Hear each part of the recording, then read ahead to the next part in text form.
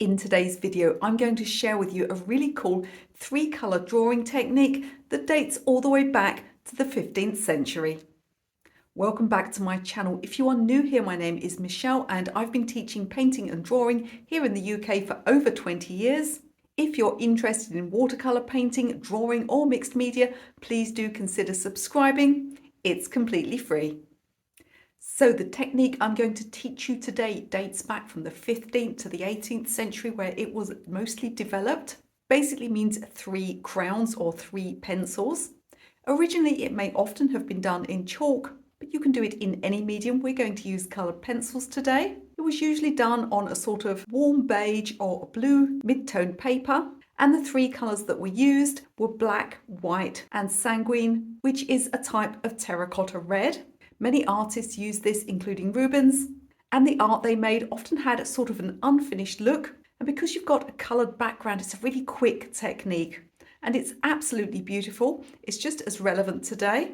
Now, as we go through this tutorial, which is not a full step-by-step tutorial, in other words, I'm not going to show you every step that I'm doing, but I'm going to show you all of the stages.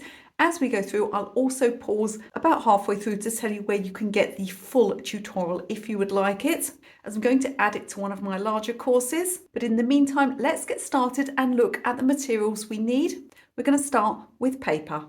So let's talk about papers. I'm going to use some pastel paper for this tutorial, because I want a sort of mid-toned coloured paper. You get lots of pastel pads like this one here, this Ingrid's one, and you get lots of different colour sheets. It's got a fairly smooth look to it.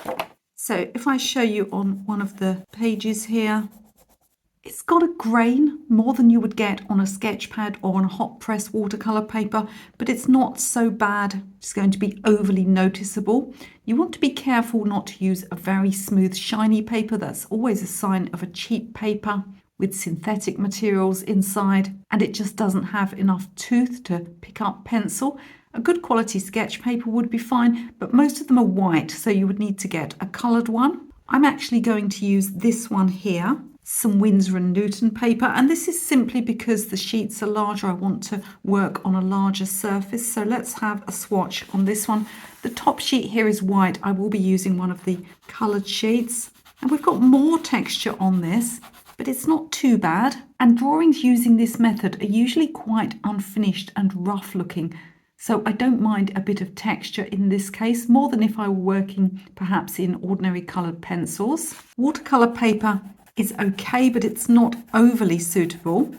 The advantage to watercolour paper is that you can tint your own paper. But if you're going to do this, I would use a hot press paper, preferably stretched, and tint it with a wash of watercolour and let it dry. Or you could lightly rub in some soft pastel. What I wouldn't tend to use is a mixed media paper like this, or one of the more textured pastel papers. Look how much tooth there is on that, how much grain, and really it's a very unnatural looking texture because it's been made in a mould. It's not just a natural texture.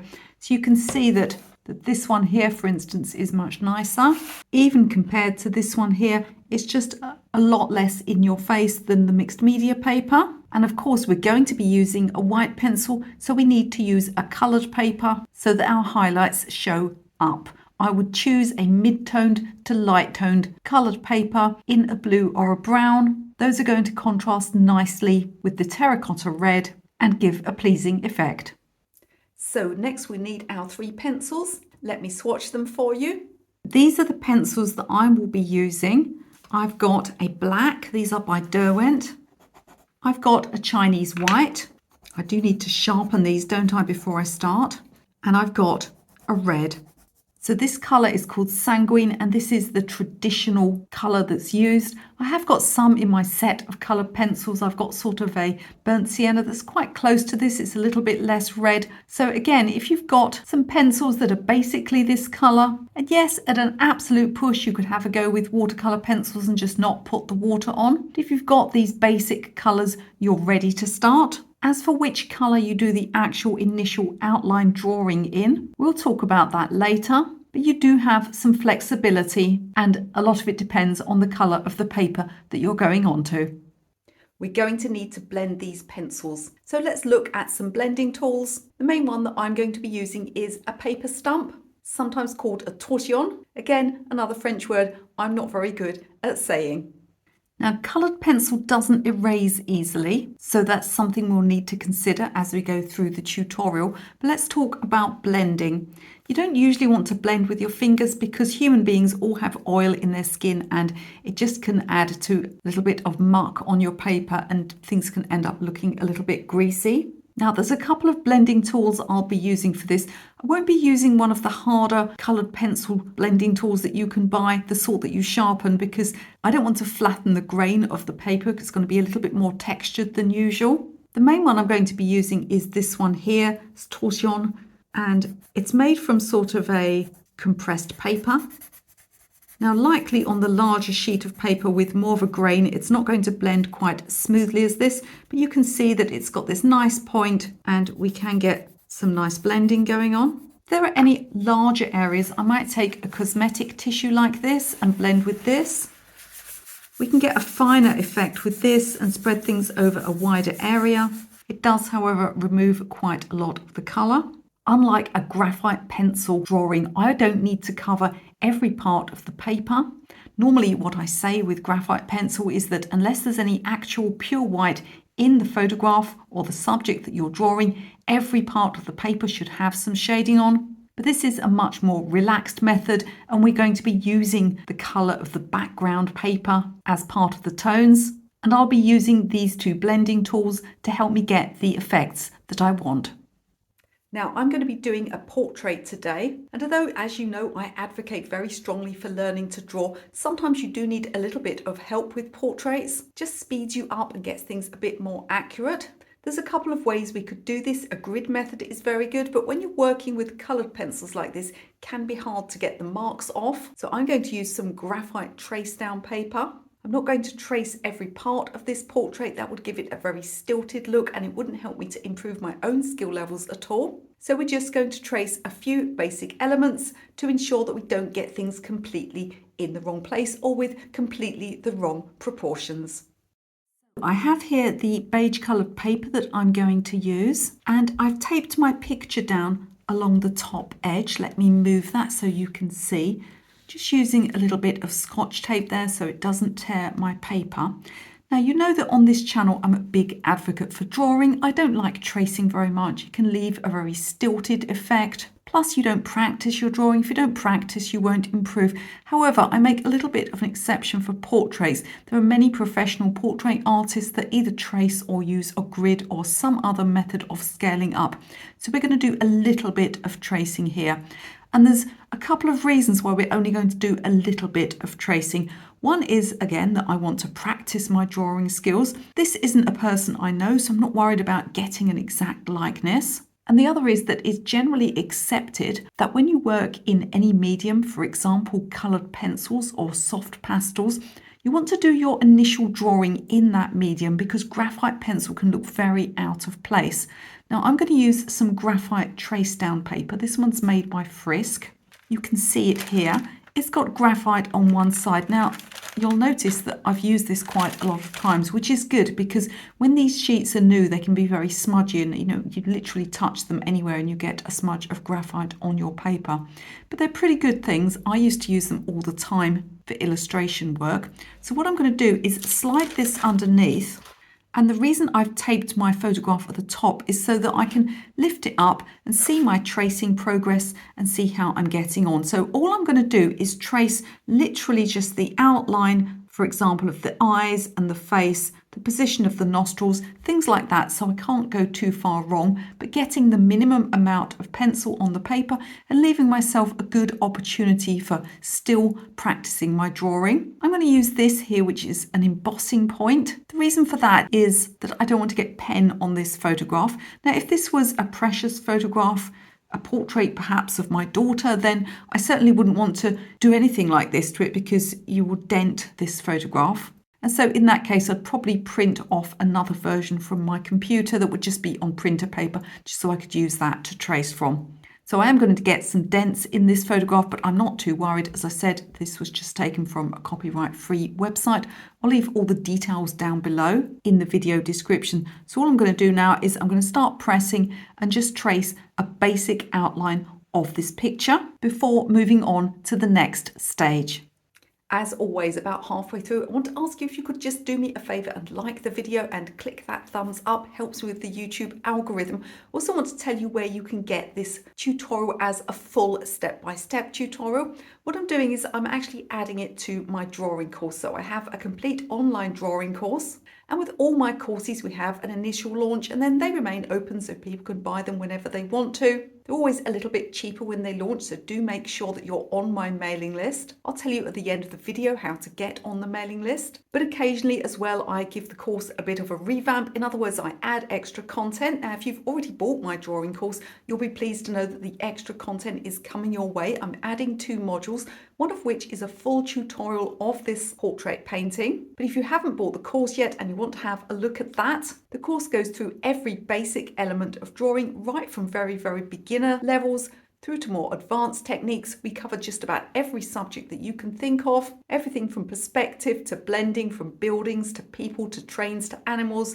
We cover the lot. These 2 modules I'm adding will be full drawing tutorials. One is going to be a cat in graphite pencil. I'll put a picture up now. That one was briefly on Patreon a couple of years ago. I'm not on Patreon any longer, but you might remember that one. So that one's going to be added to the course. And we're going to be adding this full 3-color portrait, so you'll get 4 or 5 full videos, as well as the photograph and downloadable PDFs. And if you're watching this video when it's just come out, the course is going to be on sale. So you're getting a nice chunk of money off of it. Of course, a video like this remains up for several years. So it may not be on sale when you come to watch this video, but it's incredibly good value. If you're interested in both this tutorial and the drawing course, I'll leave a link in the video description so you can go over there, have a look at the sales page, and you can read all about what's in the course and what's involved and see if it's right for you. Now let's get back to today's 3-color tutorial.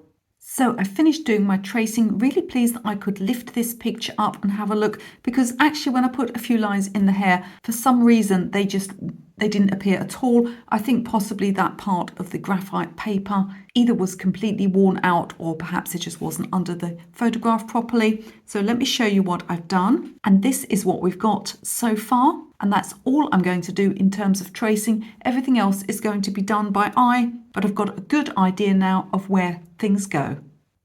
I'm going to expand on my drawing now, make it more complete in terms of the outlines before we start doing some shading. And it's quite important that you choose the right tool here.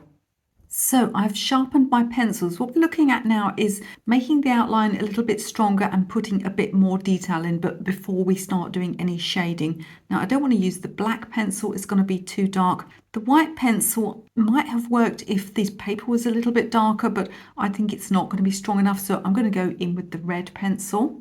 I've also got a piece of cloth here. You can use a piece of paper towel if you need to, just so that I can lean on that if I need to, and I'm not going to smudge anything. So I'm going to start up here with the hair. You want to consider if you're right-handed, starting top left and vice versa, so that you're not smudging too much of your work. And I'm going to just start by looking at the hair and start to go in the direction of the hair growth.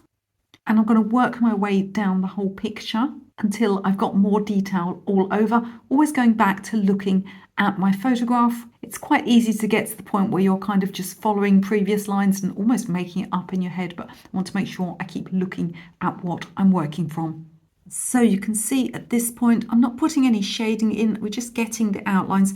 I've just gone to start working on the eyebrows here, and my pencil is already slightly blunt, so I'm going to sharpen that before I continue. Many of you asked me which sharpener I prefer. I actually like this Helix barrel sharpener.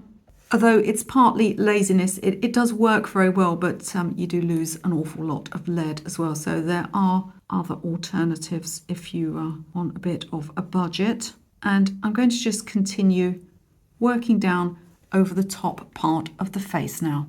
Now I've got my outline drawing done right the way up to the stripes on the t-shirt here. Next we'll be doing some shading and some blending. This is the point where we need to start using all of our colours in order to start getting our tones in. we'll be looking at darks, midtones and lights. Having made this drawing look rather nice, I'm now about to make it look a whole lot worse. And the reason for this is I'm going to go in like this with broad areas of shading. I'm also going to blend, starting with my cosmetics tissue just to get some softness there.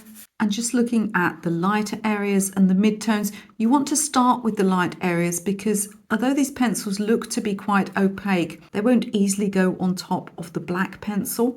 And so we want to make sure that we reserve these lighter areas to start with. So I'm just going to be going in initially with the red for the midtone and the white for the highlights, keeping the pencil at a low angle to the paper and building up areas of light and dark. I don't think I traced or drew in that sort of, it's not a bone, is it? What would that be? A ligament perhaps down here. So I'm just going to indicate that there just in the colour that I've happened to have in my hand. And one side of it is, quite light. Just sticking at the moment to these two colours. Now, when I said I was going to make this look a lot worse, that's because with all art, the mid stage is the bit where it doesn't look so good. And that's because you're getting in the tones, but you haven't got those strong dramatic lights and darks because we need to have a little bit of restraint and put those in at the end. The reason for that is, imagine I drew some black eyelashes here. I might find then that I needed to go behind them or I needed to smudge something in. They'd end up getting all smudgy. And so it's far better for me to wait until the end to put those strong details in. I'm going to keep building up and in a moment start working on the hair. I've almost completed this next section, which is to add overall tones across the whole area. You can see I've been very judicious and very careful with not to put too much black on, particularly in the face. In the final stages, that's where we re-clarify everything and put those sharp details in and do a little bit more precise shading, some stronger shading, and I'll also be using this blending tool to get more precision around areas like the eyes and the nose. But we've got ourselves a good overall layer of base tones. As you get to the end of any piece of artwork, no matter what the medium, you always want to look at the tonal contrast. Make sure if anything needs a little bit more light, a little bit more dark, or just a bit more drama. In other words, increasing the tonal contrast and the fine details. And this is going to finish off our picture nicely. Now, at this part of the video, you might see some strange continuity errors, like my nail varnish or my ring may have changed or something like that. I really can't recall because a few days ago my computer broke and I've been dealing with all sorts of stuff because computers contain our whole lives, don't they? And in my case, also my whole ability to earn income and pay the rent. So that wasn't at all stressful. I've been driving my computer around the countryside, so it's been off to the repair shop and it's back and it seems to be working fine. So we're back on track. I have sharpened my pencil. So at this stage, you need to keep your pencil sharp. We're going to start putting some stronger details in. Now, ideally, I'd like to do the face first, but because I'm right-handed, I'm going to end up, being a bit smudgy. I know I am. So what I'll do is I'll do the hair first. I'm mostly going to be using the black and white because we've got a lot of red on here with a lot of mid-tone. I'm going to be ramping up the strength now and really sort of getting these stronger tones in. So I'm not going to be afraid here to go very dark, but I don't want to overwork this piece and just end up with something that looks, way too polished. That's not where this medium shines the best. I'll probably still use some of the red, probably on the lips, maybe one or two other places. What I'm going to do now is just start going through, looking for lights and darks and ramping up the strong contrast. Working my way down, I've now done most of the hair and I've done the ear. Now you want to consider the effect that certain colours have. So you could look at using these three colours very simply, the white being the lightest tone and the black being the darkest tone and then the red being a mid-tone, which of course is fine to do, but you want to be a little bit judicious with the use of red.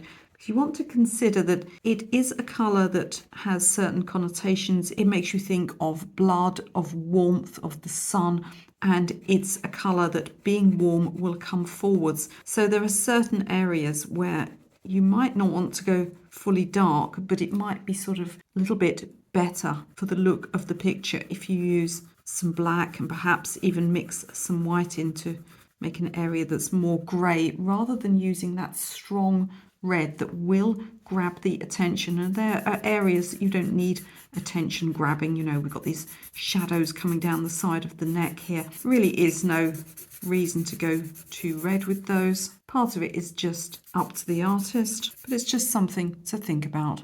Now I'm fairly happy with these areas here, so what I'm going to do now is start working on more shading on the face. I'm fairly happy with what I did on the first layer. I'm just going to make it a little bit stronger, add a few more bits of light and dark where I see them before I put the fine details in at the end. So you see how I've built up the tones around the eye, and then finally I'll go in and get these eyelashes in. Notice how we curl them so that they're coming from underneath the lid, not sort of sticking straight up.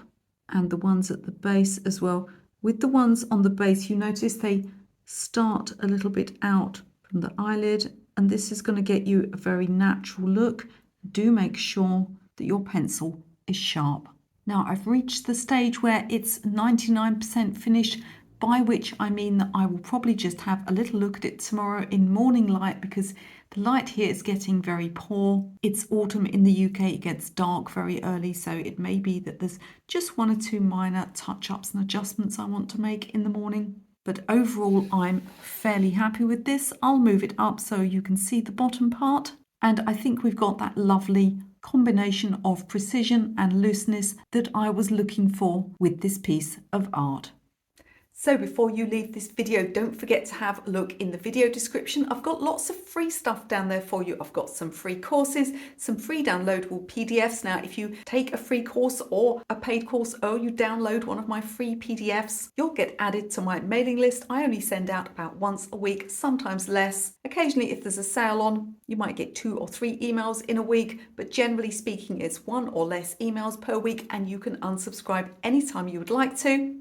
But it's the best place to hear about all of the course sales I have. And whenever I launch something new, I always put it on sale. Sneak preview, we'll be having a watercolour flower painting course launching in 2024. Do let me know what you think of this 3-colour drawing tutorial. If you're going to have a go yourself, you don't have to just stick to portraits. You can literally do any subject you like with this beautiful technique. I'll also leave another one of my popular drawing videos for you to watch. You can do that right now.